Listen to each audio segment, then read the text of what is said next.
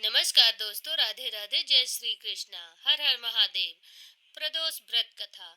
पूर्व काल में पुत्रवती ब्राह्मणी थी। उसके दो पुत्र थे। वह ब्राह्मणी बहुत निर्धन थी।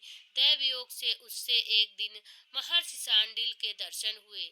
महर्षि के मुख से प्रदोष व्रत की महिमा सुनकर उस ब्राह्मणी ने ऋषि से पूजन की विधि पूछी।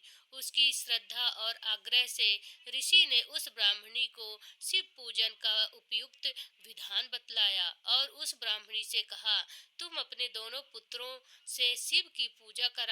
इस व्रत के प्रभाव से तुम्हें 1 वर्ष के पश्चात पूर्ण सिद्धि प्राप्त होगी। उस ब्राह्मणी ने महर्षि सांडिल्य के वचन सुनकर उन बालकों के सहित नतमस्तक होकर मुन के चरणों में प्रणाम किया और बोली, हे ब्राह्मण, आज मैं आपके दर्शन से धन्य हो गई हूँ। मेरे ये दोनों कुमार आपके सेवक हैं। आप मेरा उद्धार कीजिए। उस ब्राह्मणी को शरणागत जानकर मुनि ने मधुर वचनों द्वारा दोनों कुमारों को शिव जी की आराधना विधि बतलाई। तदनंतर वे दोनों बालक और ब्राह्मणी मुनि को प्रणाम करके शिव मंदिर में चले गए। उस दिन वे दोनों बालक मुनि के कथनानुसार नियम पूर्वक प्रदोष काल में शिव जी की पूजा करने लगे। पूजा करते हुए उन दोनों को 4 महीने बीत गए। एक दिन राजसूत की अनुपस्थित में शुचिव्रत स्नान करने नदी किनारे चला गया और वहां जल क्रीड़ा करने लगा। संयोग से उसी समय उसे नदी की दरार में चमकता हुआ धन का बड़ा सा कलश दिखाई पड़ा। उस धन पूरित कलश को देखकर शुचिव्रत बहुत प्रसन्न हुआ। उस कलश को वह सिर पर रखकर घर ले आया। कलश भूमि पर रखकर वह अपनी माता से बोला, हे माता, शिव जी की महिमा तो देखो। भगवान ने इस घड़े के रूप में मुझे अपार संपत्ति दी है। उसकी माता घड़े को देखकर आश्चर्य करने लगी और राजसूत को बुलाकर कहा, बेटे, मेरी बात सुनो। तुम दोनों इस धन को आधा आधा बांट लो। माता की बात सुनकर शुचिव्रत बहुत प्रसन्न हुआ, परंतु राजसूत ने अपनी असहमति प्रकट करते हुए कहा, हे माँ, यह धन तेरे पुत्र के पुण्य से प्राप्त हुआ है। मैं इसमें किसी प्रकार का हिस्सा लेना नहीं चाहता, क्योंकि अपने किए कर्म का फल मनुष्य स्वयं ही भोगता है। इस प्रकार शिव पूजन करते हुए एक ही घर में उन्हें 1 वर्ष व्यतीत हो गए। एक दिन राजकुमार ब्राह्मण के पुत्र के साथ वसंत ऋतु में वन विहार करने के लिए गया। वे दोनों जब साथ साथ तक बहुत दूर तक निकल गए तो उन्होंने देखा कि वहां सैकड़ों गंधर्व कन्याएं खेलती हुई दिखाई पड़ी।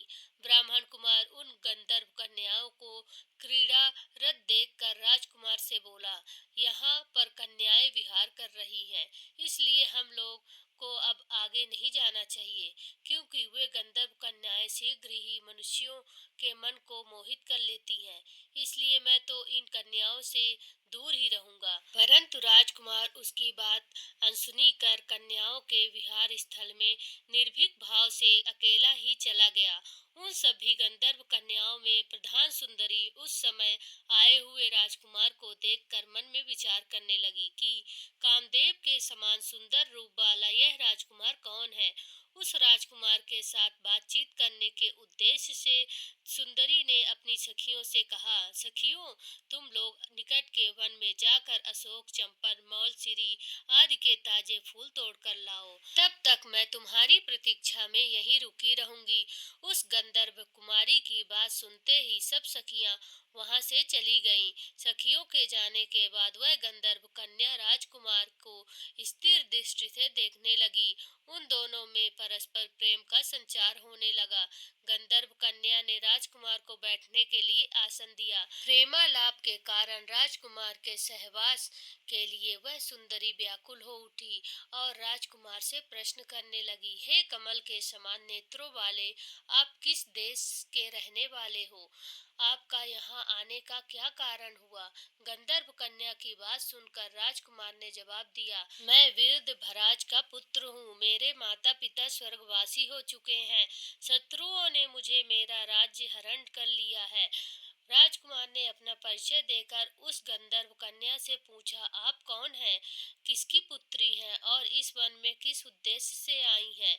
आप मुझसे क्या कहना चाहती हैं? राजकुमार की बात सुनकर गंधर्व कन्या ने कहा, मैं विद्रविक नामक गंधर्व की पुत्री अंशुमति हूँ।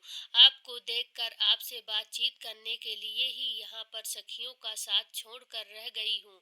मैं गान विद्या में बहुत निपुण हूँ। मेरे गान पर सभी देवांगनाएं रीझ जाती हैं।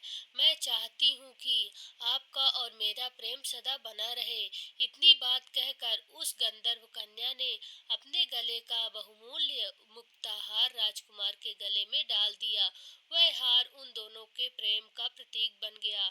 इसके पश्चात राजकुमार ने उस कन्या से कहा, हे सुंदरी, तुमने जो कुछ कहा वह सब सत्य है, लेकिन आप राजविहीन राजकुमार के पास कैसे रह सकेंगी? आप अपने माता पिता की अनुमति के लिए बिना मेरे साथ कैसे चल सकेंगी? राजकुमार की बात पर कन्या मुस्कुराकर कहने लगी, जो कुछ भी हो मैं अपनी इच्छा से आपका वरण करूंगी। अब आप परसों प्रातः काल यहाँ आइएगा। मेरी बात कभी झूठ नहीं हो सकती। गंधर्व कन्या ऐसा कहकर पुनः अपनी सखियों के पास चली गई। इधर वह राजकुमार भी शुचिव्रत के पास जा पहुंचा और अपना सारा वृत्तांत कह सुनाया। इसके बाद वे दोनों घर लौट गए। घर पहुंचकर उन लोगों ने ब्राह्मणी को सब हाल कहा, जिसे सुनकर वह ब्राह्मणी भी हर्षित हो गई। फिर अगले दिन राजकुमार उसी वन में पहुंचा। वहां पहुंचकर उन लोगों ने देखा गंधर्व राज अपनी पुत्री अंशुमन के साथ उपस्थित होकर प्रतीक्षा में बैठे हैं।